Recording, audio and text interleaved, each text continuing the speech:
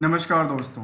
आज की लर्निंग्स में हम कुछ नए स्टॉक की चर्चा नहीं करेंगे। एक पुराने स्टॉक की चर्चा कर रहे हैं जिसका हम कर रहे हैं रिविजन्स की बात कहूँ तो हमने इससे पहले स्टडी किया था। वो मैं अपनी आई बटन में लगा दूंगा।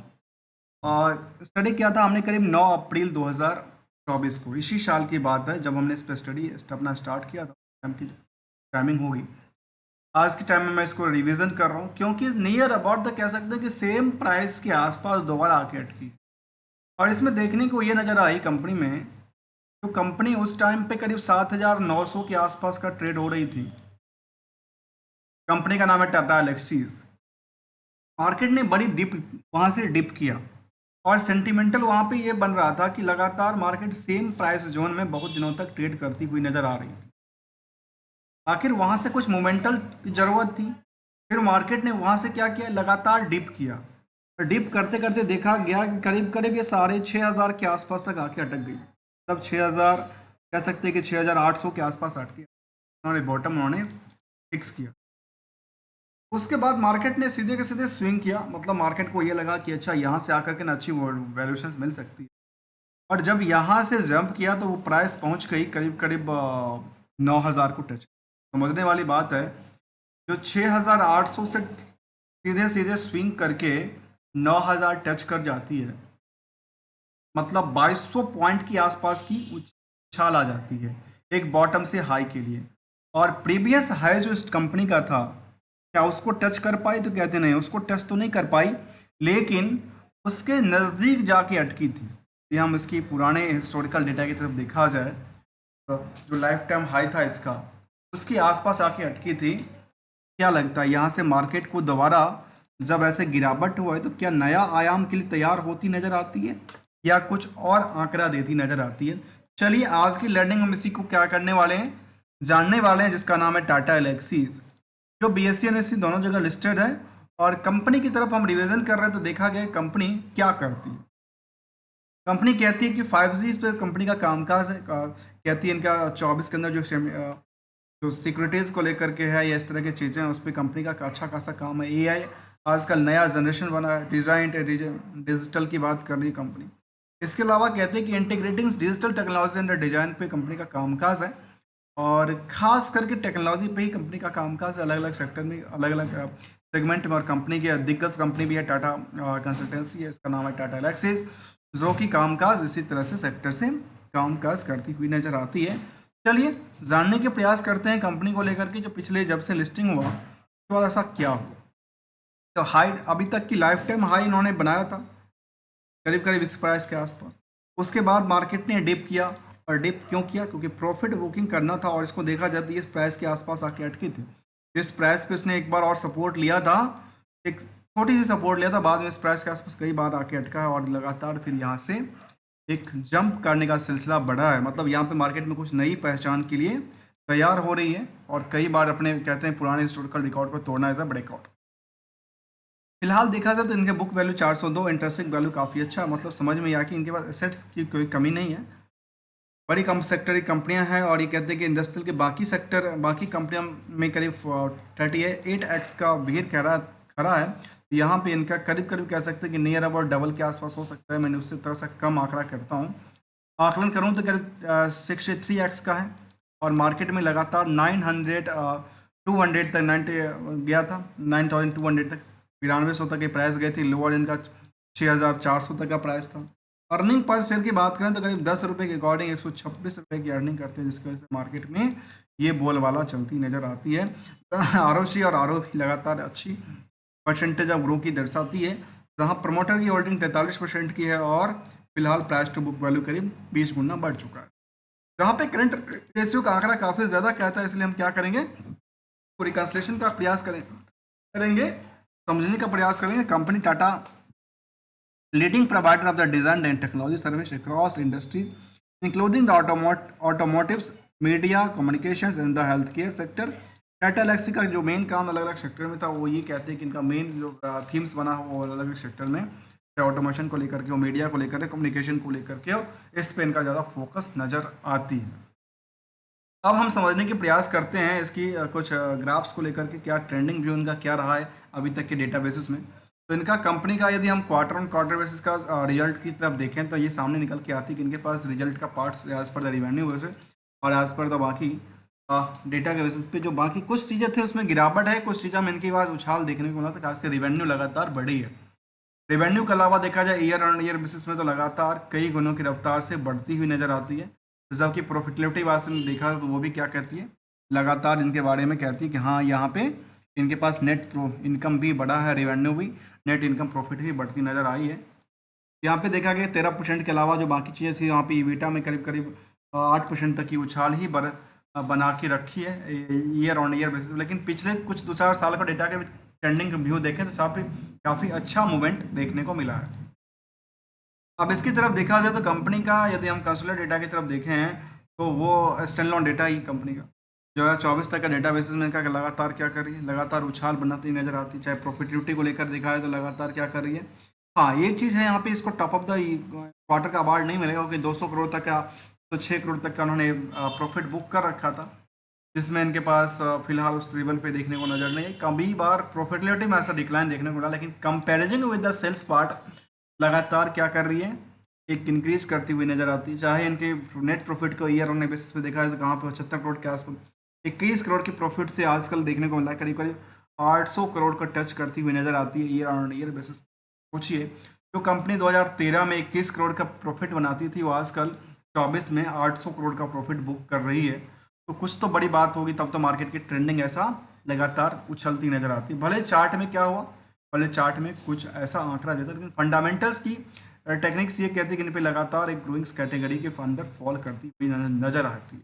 अब डिमेरिट की भी बात देखेंगे, जो डिमेरिट हमारे पास बैलेंस शीट के फिगर में मिलेगा और वहाँ पे कहते हैं कि यहाँ पे इनका क्या हुआ, एसेट्स लगातार बढ़ी है।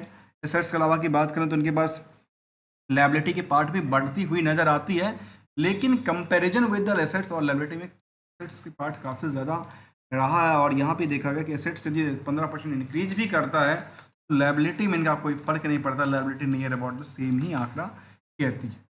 कंपनी को लेकर के बोर्डिंग्स पार्ट लेकर देखा जाए तो बोर्डिंग्स उन्होंने डेवलप किया है, इंक्रीज किया है। इसके अलावा बात करें तो इन्होंने फिक्स एसेट भी इंक्रीज किया है। और इनके पास ये बड़ी सेक्टर की कंपनियां, तो ये भी जानना जरूरी है कि इनके पास भी कुछ रिस्क फैक्टर होता है क्या। कहते हैं इनके पास भी 900 करीब 972 करोड़ का मार्केट में उधार पड़ा हुआ है।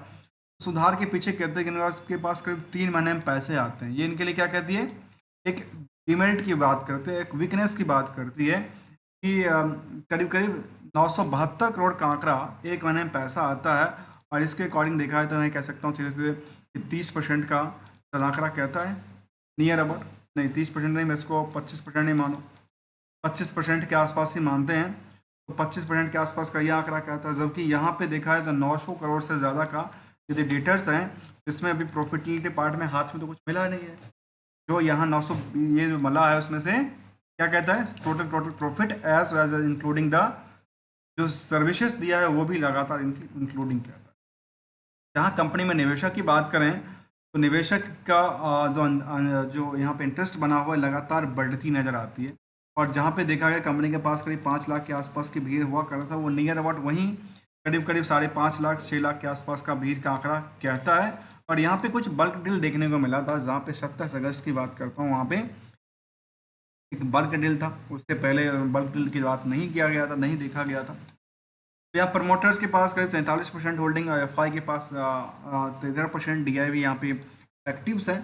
इसके अलावा पब्लिक के पास 30-36% की होल्डिंग है, वो भी कम्प्लीटली रिटेल्स में ही कामकाज करती होगी, जिनके पास 2 लाख से कम और 2 लाख इन्वेस्टमेंट करती हो।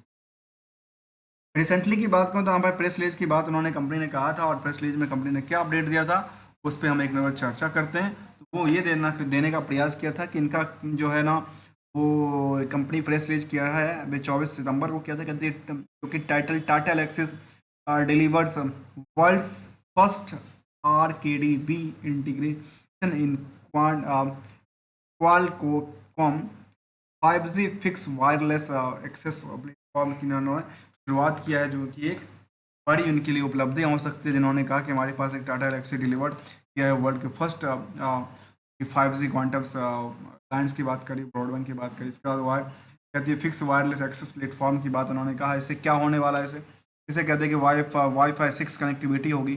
अगला कहते हैं पैकर की बात एंड एडवांस सिक्योरिटीज ऑप्शंस होगा इसके अंदर। 5G FWA गेन जेन 3 प्लेटफॉर्म होगा। और ये इन्होंने ऐसा इस तरह के जिसमें कि पेरेंटल कंट्रोल होगा, VPNs होगा, enhancing the overall broadband experience की बात उन्होंने कहा है। उन्होंने एक ऐसा एक प्लेटफॉर्म बनाया है और इसमें एक इक्विपमेंट्स की टाइप की बात करें तो उन्होंने बनाया है और उन्होंने अपडेट किया नजर आता है।